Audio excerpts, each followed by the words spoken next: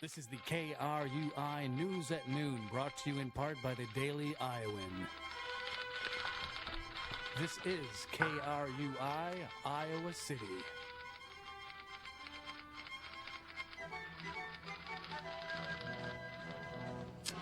It's noon in Iowa City. The temperature is 39 degrees, and for KRUI, this is the latest news with Mary Colwell and Yezi Shen. Here are the headlines for this Monday morning. Iowa drivers are going to have something to cheer about this Christmas season. And Iowa Hawkeyes are going to a bowl game. Find out which one next. Finally, how one woman heard something go bump in the night and narrowly escaped with her life. An Iowa City man is accused of breaking into a woman's home and threatening her with a knife. Early Saturday morning, 30-year-old Bernard Archer entered in a College Street apartment while the victim was sleeping.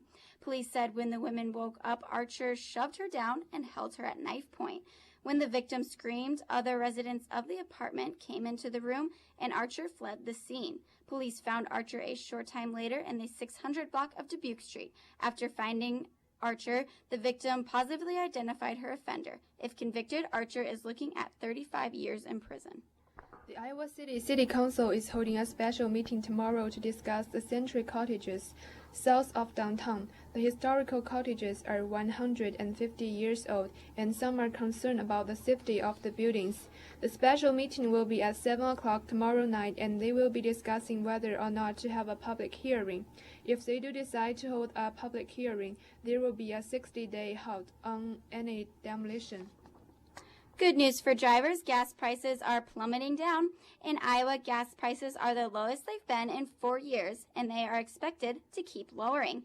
The average price per gallon is $2.70. This is almost a full dollar per gallon lower than the peak this summer. Sony is hacked again. This morning, Sony's PlayStation Network went offline for a few hours. Hacker group Lizard Squad claimed responsibility for this attack when it posted on Twitter. Sony said that they have resolved the problem and are investigating what caused the outage. However, if you are a Sony PlayStation user, keep your guard up because Lizard Squad has warned that there will be more cyber attacks in the future. And for your daily dose of sports news, yesterday the Iowa Hawkeyes announced they will be playing in the Tax Slayer Bowl against Tennessee.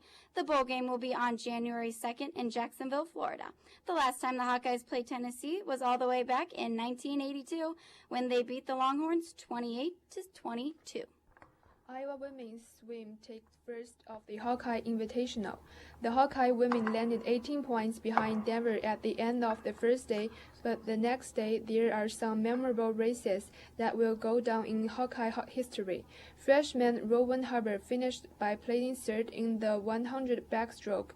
The Hawkeyes finished with a final score of 1,050.5. Denver took second with 793, and Washington State was third at 628.5. And you asked and it's back. After 8 years of waiting, French Toast Crunch is finally going to be back in the grocery store. Children who ate these little toast-shaped bites of deliciousness are now in their 20s and are able to buy their own cereal. This is why General Mills has decided to put the cereal back on the market. As of right now, French Toast Crunch is only in select grocery stores, but don't fret, they will be available nationwide in January. Finally, a quick look at the weather forecast for Iowa City. Right now, the temperature is 39 degrees.